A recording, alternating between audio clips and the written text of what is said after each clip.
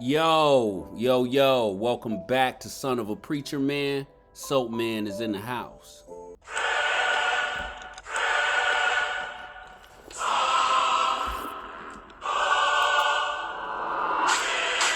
Okay, so we've been talking about the story of Adam and Eve. We followed the evidence. We followed the scientific evidence, and it matched exactly to what the Bible said. The Bible said that a river ran through the Garden of Eden, and it split off into 4 rivers, 2 of which were named the Tigris and Euphrates. The other 2 rivers have since dried up. That's what the evidence tells us.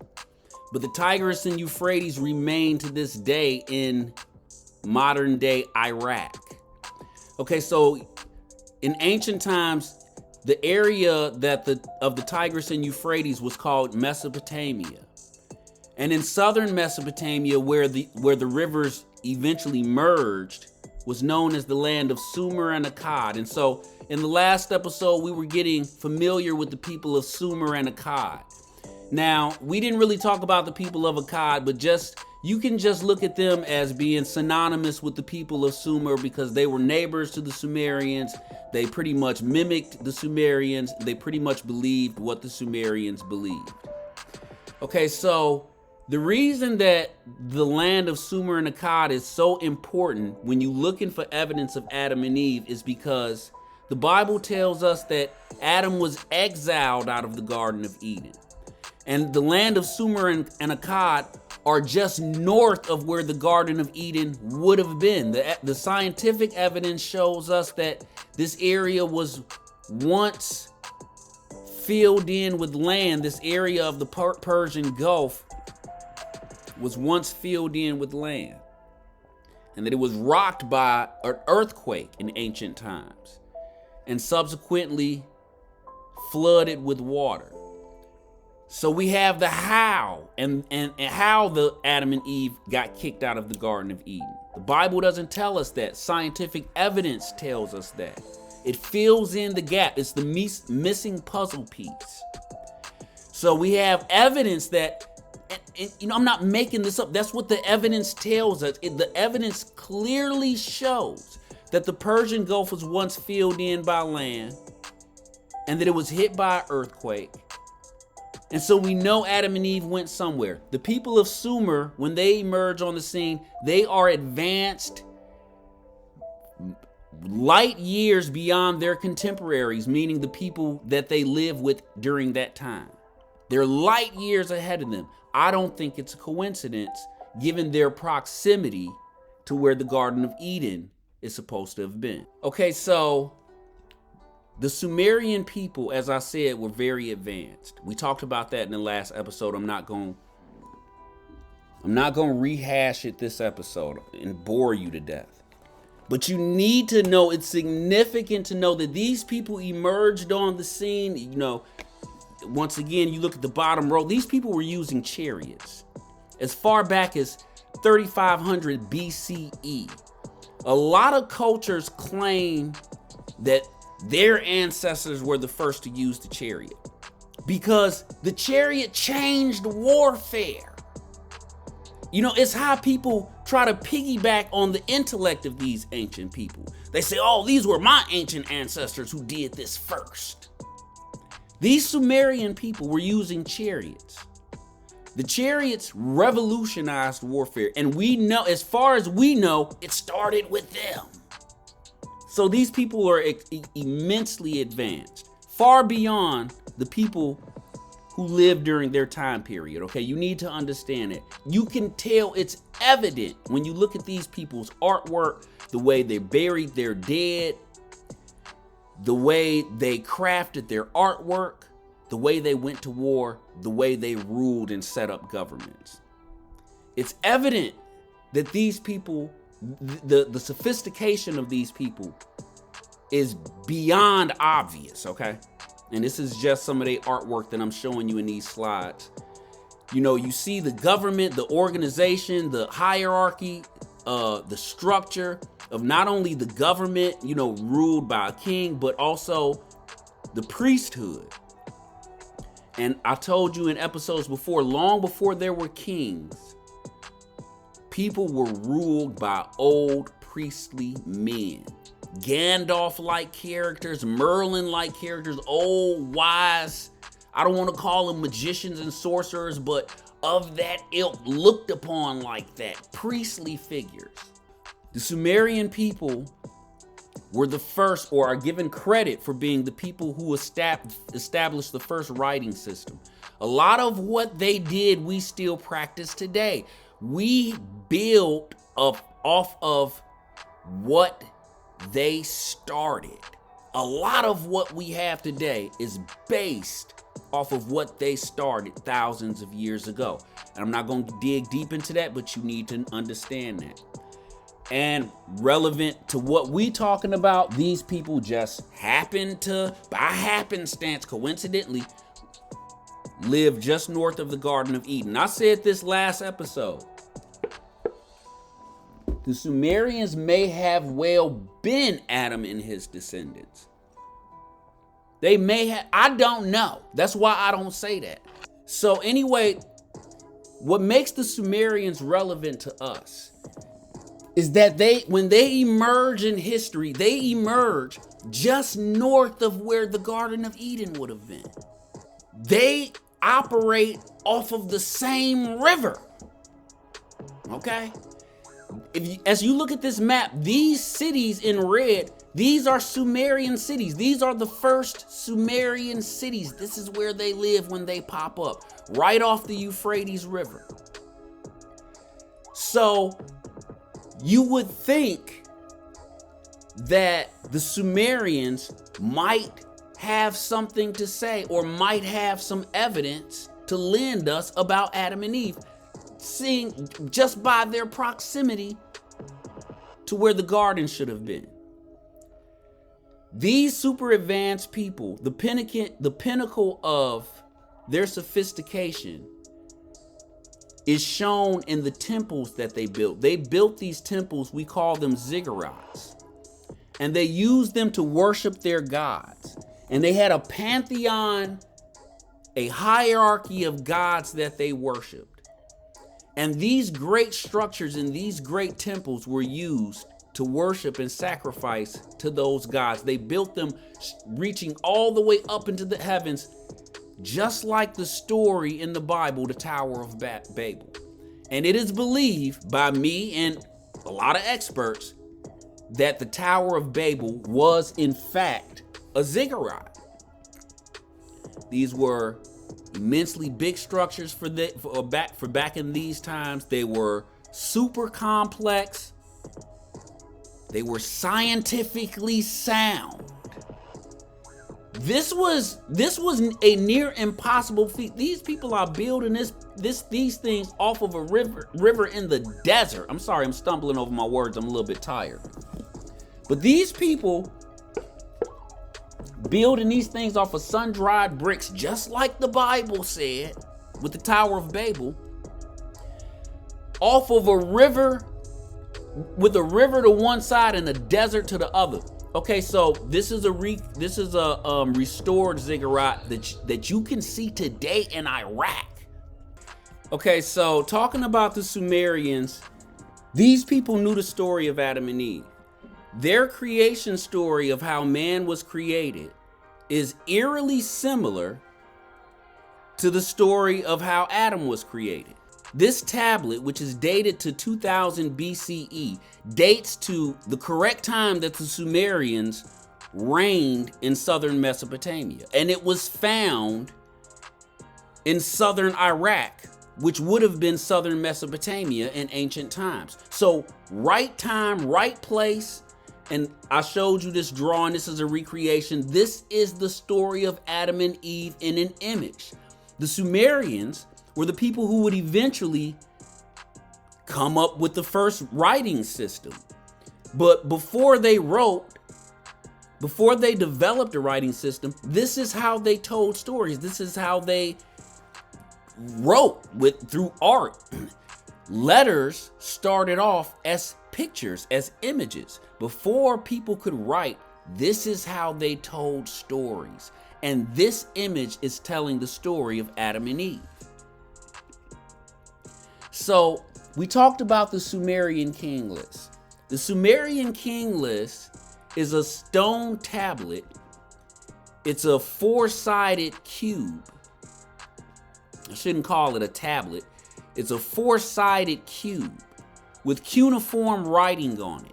And we didn't know what cuneiform writing was, but once we figured it out, we discovered this list of kings that the Sumerians recorded. And this list of kings lived for an immensely long length of years. I mean, we're talking thousands upon thousands upon thousands of years. The first king, Alulim, who ruled in a city called Eridu, is said to have reigned for 28,800 years. An impossible number. The second king is said to have ruled for Alalgar is said to have ruled for 36,000 years. Also, and it just goes on and on. Each king reigns for an impossible number of years because no man could possibly live that long. Okay, so that was the original problem with this king's list, and we talked about that in the last episode.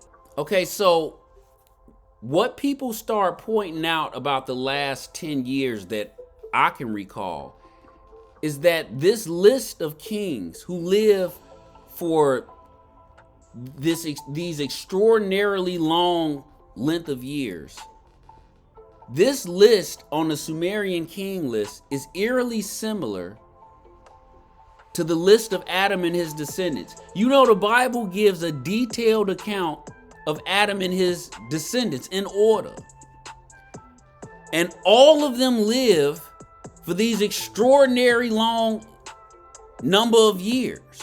Adam lives to be 930. His son Seth lives to be 912. Enosh lives to be 905.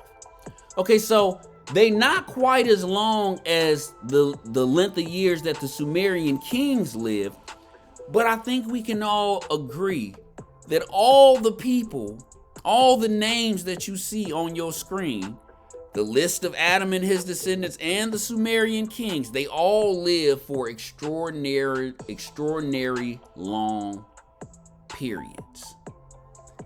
We can agree on that. What people start pointing out is other similarities in this list. For instance, the seventh king on the Sumerian king list in Menderanki, his story matches the story of Enoch. Let me show you. Okay, I'm not going to spend a whole lot of time on this. I just want to make you aware.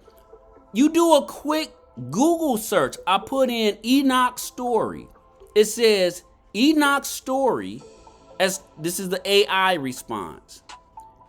It says Enoch's story, as told in the Bible and the book of Enoch, centers around his deep faith and relationship with God, leading to his miraculous translation to heaven alive. While Genesis briefly mentions Enoch walking with God and subsequent taking up by God, the book of Enoch expands on this, detailing his journey through the heavens and encountering angels and celestial beings. So in the book of Enoch, it talks about Enoch being taken up into the heavens. Okay, the Bible says, what the Bible says about Enoch is, when Enoch had lived 65 years, he became the father of Methuselah. After he became the father of Methuselah, Enoch walked faithfully with God 300 years and had other sons and daughters. Altogether, Enoch lived a total of 365 years. Enoch walked faithfully with God. Then he was no more because God took him. Okay, so basically it's understood, or at least the story is understood, that Enoch is taken up into heaven. God took him some kind of way. I don't pretend to know what I don't know, but that's the story. So the seventh descendant of Adam, The seventh son of Adam, 1, 2, 3, 4, 5, 6. I'm sorry, the sixth son of Adam, Enoch, is taken up into heaven according to the story. Now, my claim is that the sixth king of Sumer on the Sumerian king list has the exact same story. Let me show you. So a quick Google search, I put in Enmindaranki because that's the sixth king. That's the name of the sixth king on the Sumerian king list. And it says Enmindaranki is the name of a pre-dynastic Sumerian king who appears in the Sumerian king list as the seventh king of Sumer. I'm sorry, he's the seventh. He is also known as Enmindarana or Enmindaranki. In the king list, he is said to have reigned for 21,000 years. Let's just get that out of our mind. We know ain't nobody lived that long. But like Enoch, he lived a long time. It says, and there are mentions of him in myths and legends. In some inscriptions suggest that Enmindaranki is associated with Supar, a Sumerian king, and was also a diviner, a benediction, priest, and long-haired priest of Samas. So a quick Google search, I put Enmindaranki versus Enoch. It says the connection between Enmindaranki and Enoch, specifically the idea that Enoch was inspired by Enmindaranki, is a debated topic in biblical and mythological studies. While both figures are the seventh figure in their respective list of antediluvian kings/patriarchs, the evidence for a direct connection is weak. Some scholars suggest a possible influence due to shared roles and characteristics, but others argue the connection is based on later interpretations and not on ancient Mesopotamian beliefs. Okay, so last Google search, I Googled Enmindaranki and taken to heaven.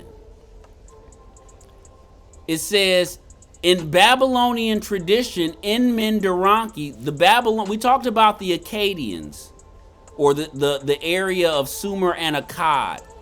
The Akkadians, who lived north of the Sumerians, would eventually become the Babylonians. So when they're talking about the Babylonians, they're talking about the Babylonians were once the Akkadians. It says, in Babylonian tradition, Enmindaranki, the seventh antediluvian king, is said to have been taken to heaven. He was believed to have received insights into including wisdom and knowledge there. Specifically, he was taught the arts of divination, including how to inspect oil on water and interpret animal livers, according to the Melaamu project. It says Enmindaranki's journey to heaven is a significant part of the Babylonian scribal Milu, which associated him with the number 7 and the idea of divine wisdom. The myth surrounding Enmindaranki's ascension to heaven highlights the importance of wisdom, knowledge, and divine favor in Babylonian culture. So the Babylonians, or the Akkadians, who were the neighbors of the Sumerians, have this myth about the seventh king, Enmindaranki, this myth that he goes into heaven and has the power of divination. Here's another one. It says myth. A myth written in a Semitic language tells of Enmindaranki subsequently being taken to heaven by the gods Shamash and Adad, and taught the secrets of heaven and earth. This is the story of Enoch, is what I'm telling you. The story of Enmindaranki is the story of Enoch. It is not a coincidence that the seventh king on the Sumerian king list has a story about going up to heaven, and the seventh descendant of Adam has the exact same story. Folks, these descendants of Adam were prophets. When it says En-men-Deranki had the power of divination, it's saying he's a prophet. Adam was a prophet. You would expect his sons to be prophets. It was a line of prophets. It was a descendancy of prophets. It was a holy line of prophets. That's what Adam and his male descendants were. So when you get down to Enoch, it shouldn't be a surprise that he's a prophet. Now, why am I telling you this? Because the seventh king on the Sumerian king list is also said to have been a prophet. And he has the exact same story as Enoch. There's a tale of both of them being taken into heaven. But that's not all. If you go down to the 10th king on the Sumerian king list, his name is Ziusudra. He has a very similar story to Noah, the 10th descendant of Adam. Now, I don't need to go through the story of Noah. Look, who don't know the story of Noah? I don't need to go through the story of Noah. I'm not about to sit here and mother goose you. You know the story of Noah. Let's take a look at what the Sumerians say about their 10th king, Ziusudra. A quick Google search. It says the Ziusudra story, a Mesopotamian account of a great flood, parallels the biblical story of Noah and the ark. Ziusudra, a wise and humble king, is warned by god Enki, or Ea, that the gods will send a flood to destroy humanity. Enki instructs Ziusudra to build a large boat and fill it with animals. Now, I'm going to tell you right now, the church folks got a serious problem with this because it don't come from the Bible. Let me put the church folks' heart at ease, okay? The rest of you, just give me about 30 seconds. Church folks, listen to me. It's okay. You have a different set of people that are telling the same story, okay? It's okay. Now, you used to the biblical account, and in that account, Noah is the hero. And that story is told by people called the Hebrews. The story of Ziusudra is the same story, but it's told by a different people. So that's why the name is Ziusudra instead of Noah. But it's okay, it's the same story. Okay, now listen to me. I know in the Ziusudra story, there's no Jehovah.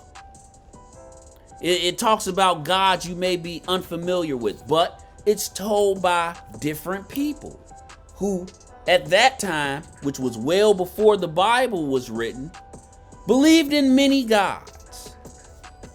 So, in that respect, it's a little different, but it's the same story. My argument is, what are the coincidences that the seventh king of the Sumerian king list would have the same exact story as the seventh descendant of Adam, and that the 10th king on the Sumerian king list would have the exact same story as Noah, the 10th descendant of Adam? I don't think it's a coincidence at all, folks. These stories are too unique. They're too unique of a story. The story of Enoch is too unique for the story of En-men-Deranki to coincidentally match. The story of Noah is too unique for the story of Ziusudra to coincidentally match. Also, on top of that, Enoch and En-men-Deranki are number 7 in their prospective list And Noah and Ziusudra are number 10 in their respective lists. 7 and 10. They match up. They match up because they the same. That's what I'm trying to tell you. It's the same. Told by two different people. Chinese telephones. It's the same list. But it's not all these other characters that we interested in. That's nice that Enoch matches up with Enmenderanki. It's nice that Ziusudra matches up with Noah. But they're not who we're interested in. We interested in Adam. Folks, we started off looking for Adam. And it's Adam that I mean to find. So if these certain characters match up on the list, if the lists are synonymous, if the Sumerian king list is in fact the same as the list of Adam and his descendants, then Adam must be the first king on the Sumerian king list. We'll take a look at the first king on the Sumerian king list and Adam in the next episode. Until next time, folks, I'll see you same soap time, same soap channel. Thank you for joining me for this episode. If you have any likes, dislikes, insults, compliments, or comments, leave them in the comments section. Deuces.